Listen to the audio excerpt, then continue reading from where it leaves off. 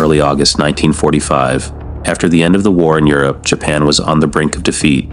However, despite the dire situation, the Japanese refused to surrender and declared they would fight to the bitter end. Marshal Alexander Vasilevsky's troops were ready to corner the Kwantung Army in Manchuria, a major military force of the Imperial Japanese Army. American General Douglas MacArthur was preparing an invasion operation codenamed Downfall, set to begin on November 1, 1945, and conclude by the spring of 1947. At the same time, under the strictest secrecy, the development of an atomic bomb was underway, overseen by a group of top-ranking officials. The Americans were the first to bring the so-called Manhattan Project to completion, a program led by physicist Robert Oppenheimer and General Leslie Groves. During World War II, only the United States could afford to invest over $2 billion, an unimaginable amount at the time. By midsummer 1945, 3 atomic bombs had been created: Gadget, Little Boy, and Fat Man. The first was prepared for testing, while the other 2 were designated for use against Japan. On July 16th, at the Alamogordo testing site in New Mexico, Gadget was detonated. The blast was equivalent to about 21 kilotons of TNT. That explosion marked the beginning of the nuclear age. The greatest concern when planning the capture of Japan was time and casualties. The Allies needed Japan to surrender as quickly as possible with minimal losses. Yet, all calculations predicted that continued military operations could cost the lives of up to 1 million American soldiers. The 2 most senior U.S. politicians, President Harry Truman and Secretary of State James Burns, made the decision to use the Manhattan babies against the Japanese. A second reason was the need to demonstrate to the entire world, and especially to the increasingly powerful Soviet Union, that a new era had begun, one in which only one superpower would take the lead: the United States. There was also a third motive for this deadly strike. In a sense, it was revenge for the Japanese attack on the American naval base at Pearl Harbor in December 1941. That catastrophe was still fresh in American memory. On July 25th, Truman approved the order. Starting August 3rd, one of the following cities, Hiroshima, Kokura, Niigata, or Nagasaki, was to be bombed as soon as weather permitted. Additional cities would follow as more bombs became available. Initially, American military planners considered a relatively humane option, dropping the bomb over sparsely populated rice fields, but Truman believed such a demonstration would have little impact, neither on the Japanese nor on the Soviets. What was needed was a dramatic shock, one that would make all of Japan tremble in fear and make the whole world understand who held the power now.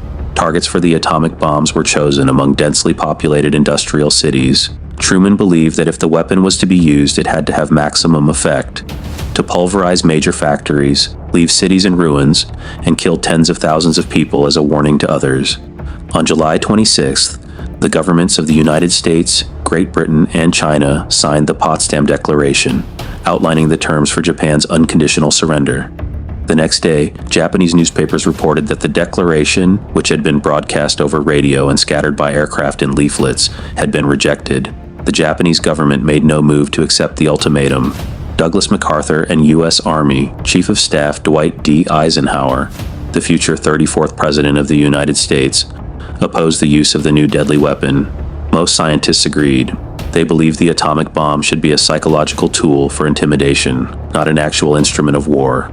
Using it in battle, they argued, was both immoral and dangerous. On July 26th, the cruiser USS Indianapolis, under strict secrecy, delivered the Little Boy atomic bomb to Tinian Island, home to a large American military base. On July 28th and August 2nd, the components for Fat Man were flown in. At 1:45 a.m. on August 6th, a US B-29 bomber under the command of Colonel Paul Tibbets, commander of the 509 Composite Group, took off from Tinian Island, located about 2,500 kilometers from Hiroshima, or roughly 6 hours by air. The aircraft, a Silverplate B-29 named Enola Gay after the pilot's mother, was accompanied by 6 other planes: the backup bomber Top Secret, 2 weather scouts, and 3 reconnaissance aircraft: J-Bit-3, Full House, and Straight Flush. The reconnaissance plane commanders dispatched to Nagasaki and Kokura reported heavy cloud cover over those cities. The pilot of the 3rd reconnaissance aircraft, Major Etherly, confirmed that the skies over Hiroshima were clear and sent the signal, "Bomb the primary target." Around 7 a.m., 7 Japanese early warning radars detected the approach of several American planes heading for southern Japan. An air raid alert was declared, and radio broadcasts in many cities, including Hiroshima, were halted. Around 8 a.m., a Hiroshima radar operator determined that the number of approaching planes was very small, possibly no more than 3. The alert was called off. The Japanese usually ignored small groups of American bombers to conserve fuel. A standard message was broadcast over the radio. Citizens should consider heading to shelters if B-29s were sighted, but a full air raid was not expected, likely just a reconnaissance mission. 8:15 a.m. For hundreds of thousands in Hiroshima, time stopped. From an altitude of 9 kilometers, the B-29 released the atomic bomb over the city. Just as the scientists predicted, Little Boy fell for exactly 45 seconds and exploded about 500 meters above the ground, unleashing an enormous wave of destructive energy. Those closest to the epicenter died instantly. Their bodies turned to charcoal. Birds flying nearby burst into flames in midair. Flammable materials like paper ignited even at distances up to 2 kilometers from the blast center. The bomb's heat etched dark clothing patterns into human skin and left ghostly human silhouettes on walls. Numerous small fires erupted throughout the city simultaneously and quickly merged into one massive firestorm, generating strong winds toward the epicenter. The inferno consumed over 11 square kilometers of the city, killing anyone who hadn't escaped within minutes of the explosion. The blast wiped out 90% of Hiroshima's urban area and instantly killed around 80,000 people. Tens of thousands more died later from radiation and starvation. The entire city became a lifeless, contaminated wasteland without food or clean water. The survivors' apocalyptic memories were filled with horrifying details. Thousands died in agony. For the first time in history, humanity was confronted with the mystery of radiation sickness. The mushroom cloud could be seen from 600 kilometers away. A sight the world had never witnessed before, something previously only imagined in the darkest works of science fiction. The Japanese first began to understand what had truly caused the catastrophe when a public statement from Washington arrived, 16 hours after the bombing of Hiroshima. Despite the horror of the bombing, the Americans had not yet achieved their goal. Japan recoiled in fear, but did not surrender. Exactly 3 days later, on August 9th at 2:47 a.m., U.S. Air Force pilot Charles Sweeney took off in another B-29 bomber carrying the second atomic bomb, Fat Man. By 8:10 a.m., after reaching the rendezvous point with other B-29s involved in the mission, it became clear that one aircraft was missing. For 40 minutes, Sweeney's B-29 circled the designated area, but the absent plane never showed up. At the same time, reconnaissance planes reported that while there was cloud cover over Kokura and Nagasaki, it was light enough to allow for visual targeting. The B-29 carrying the bomb set course for Kokura, arriving at 9:20, but by then, cloud cover had increased to 70%, making visual bombing impossible. After 3 failed attempts to visually identify the target, at 10:32 a.m., Sweeney redirected the aircraft toward Nagasaki. By that point, due to a fuel pump malfunction, there was only enough fuel left for one pass over the city.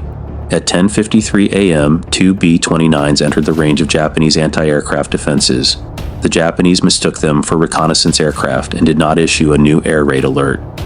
At 10:56, the bomber reached Nagasaki, which was also shrouded in clouds.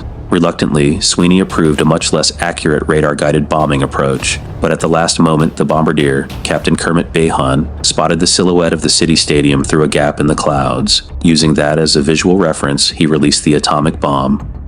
At 11:02 a.m., the third atomic bomb was dropped on one of Japan's most important ports, Nagasaki.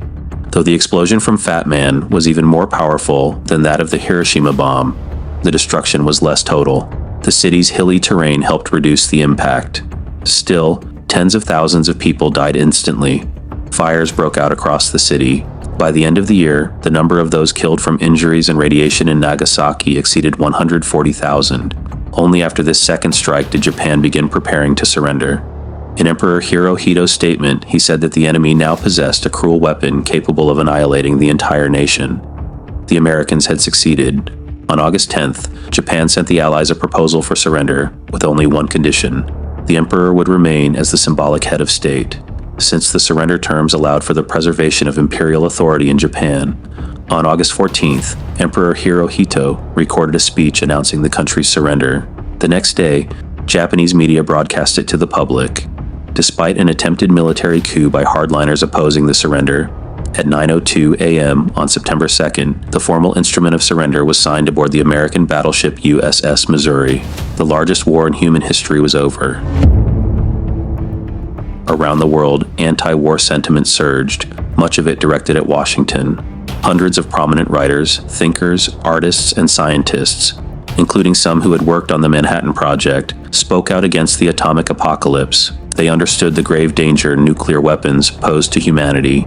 When the U.S. appointed Paul Tibbets as military attaché to India, mass protests erupted in Delhi. Washington was forced to recall the killer of Hiroshima, but the pilot himself expressed no remorse. When asked by journalists, he replied, "I sleep well at night. If I were in the same situation again today, I would follow the order once more."